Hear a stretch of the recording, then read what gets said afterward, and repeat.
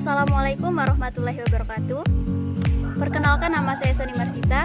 Saya dari Prodi PGMI 2B. Baiklah, di sini saya akan menjelaskan materi tentang akhlak kepada Allah SWT. Akhlak kepada Allah. Akhlak yang baik kepada Allah adalah ridho terhadap hukumnya, baik secara syar'i maupun secara takdir. Jika Allah menakdirkan sesuatu kepada seorang muslim yang tidak disukai oleh muslim itu, dia merasa ridho, menerima dan bersabar, dan ia berkata dengan lisan dan hatinya, "Aku ridho Allah sebagai Rabbku." Jika Allah menetapkan hukum syar'i, ia pun ridho dan menerima. Ia tunduk pada syariat Allah Azza wa Jalla dengan lapang dada dan jiwa yang tenang.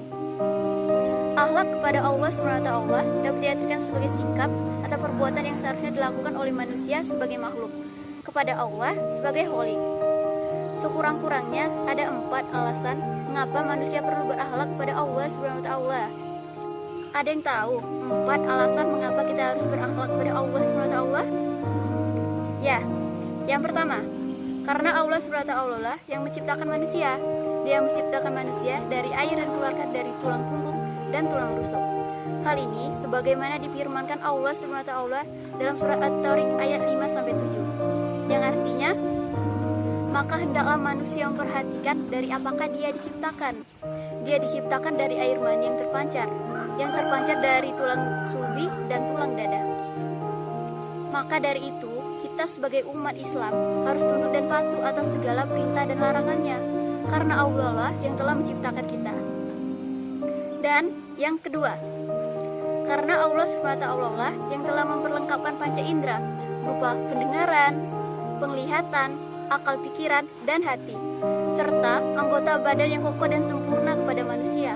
Allah SWT berfirman dalam surat An-Nahl ayat 78, yang artinya, dan Allah telah mengeluarkan kamu dari perut ibumu dalam keadaan tidak mengetahui sesuatu apapun, dan Dia memberikan kamu pendengaran, penglihatan, hati, agar kamu bersyukur. Bersyukurlah kepada Allah karena telah diberikan kenikmatan penglihatan, pendengaran, karena tidak semua orang diberikan kenikmatan tersebut. Ketiga, karena Allah SWT lah yang menyediakan berbagai bahan dan sarana yang diperlukan bagi kelangsungan hidup manusia, seperti bahan makanan yang berasal dari tumbuh-tumbuhan, air, udara, binatang ternak, dan lainnya. Firman Allah SWT dalam surat Al-Jaziyah ayat 12-13, yang artinya, Allah lah yang menundukkan laut untukmu, agar kapal-kapal dapat berlayar di atasnya dengan perintahnya, dan agar kamu bersyukur. Dan Ia menundukkan apa yang ada di langit dan apa yang ada di bumi untukmu semuanya, sebagai rahmat darinya. Sungguh, dalam hal yang demikian itu, benar-benar terdapat tanda-tanda kebesaran Allah bagi orang-orang yang berpikir. Allah memberikan kenikmatan akal kepada manusia untuk berpikir tentang tanda-tanda kebesaran Allah, memperhatikan dan merenungkan apa yang diciptakan di langit dan di bumi. Keempat, Allah SWT yang telah memuliakan manusia dengan diberikannya kemampuan daratan dan lautan.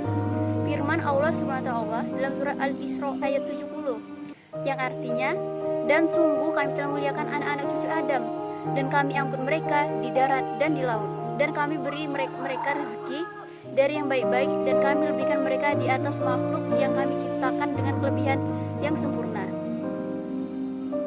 Dari uraian tadi, kita memang benar perlu untuk berakhlak kepada Allah SWT, karena alasan-alasan tersebut adalah tolak ukur yang tepat dan terdapat perintah Allah di dalamnya, bahwa kita sebagai seorang muslim memang diharuskan untuk berakhlak kepada Sang Pencipta.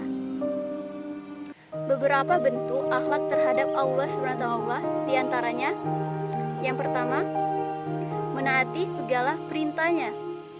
Hal pertama yang harus dilakukan seorang muslim dalam beretika kepada Allah SWT adalah dengan menaati segala perintah-perintahnya. Allah SWT yang telah memberikan segala-galanya pada hambanya.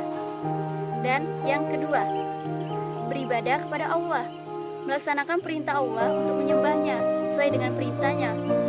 Seseorang muslim beribadah membuktikan ketundukan terhadap perintah Allah. Dan yang ketiga, berzikir kepada Allah, mengingat Allah dalam berbagai kondisi, baik diucapkan dengan mulut maupun dalam hati.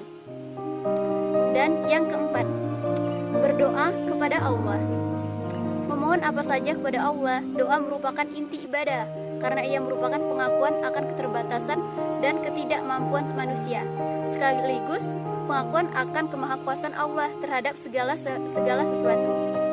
Dan yang kelima, tawakal. Tawakal untuk Allah, yaitu berserah diri sepenuhnya kepada Allah dan menunggu hasil kerja atau menunggu dari suatu keadaan. Tawakal bukan berarti meninggalkan kerja dan usaha. Dalam surah Al-Mulk ayat 15 dijelaskan bahwa manusia disyariatkan berjalan di muka bumi untuk mencari rezeki dengan berdagang, bertani, dan lain sebagainya. 6. Tawaduk untuk Allah, yaitu hati yang rendah di hadapan Allah, mengakui bahwa kita adalah makhluk yang hina di hadapan Allah yang Maha Kuasa. Oleh karena itu, tidak layak jika hidup dengan angkuh dan sombong, tidak memaafkan orang lain, dan pamrih dalam melakukan ibadah untuk Allah. Ketujuh, ridho terhadap ketentuan Allah SWT. Etika berikutnya yang harus dilakukan seorang muslim terhadap Allah SWT adalah ridho terhadap segala ketentuan yang telah Allah berikan pada dirinya, seperti ketika ia dilahirkan baik dari keluarga yang mampu maupun keluarga yang kurang mampu, bentuk fisik yang Allah SWT berikan padanya, atau hal-hal lainnya, karena pada hakikatnya sikap seorang muslim senantiasa yakin terhadap apapun yang Allah SWT berikan padanya, baik yang berupa kebaikan atau berupa keburukan. Rasulullah SAW bersabda, sungguh mempesona perkara orang beriman, karena segala urusannya adalah dipandang baik bagi dirinya. Jika ia mendapatkan kebaikan, ia bersyukur, karena ia tahu bahwa hal tersebut merupakan hal terbaik bagi dirinya. Dan jika ia tertimpa musibah, ia bersabar, karena ia tahu bahwa hal tersebut merupakan hal terbaik bagi dirinya. Hadis riwayat Bukhari. Apalagi terkadang sebagai seorang manusia, pengetahuan atau pandangan kita terhadap sesuatu sangat terbatas, sehingga bisa jadi sesuatu yang kita anggap baik justru buruk, sementara sesuatu yang kita pandang buruk ternyata malah memiliki nilai kebaikan bagi diri kita. Baiklah, itulah tadi penjelasan materi dari saya. Semoga bermanfaat untuk kita semua. Saya akhiri, wassalamualaikum warahmatullahi wabarakatuh.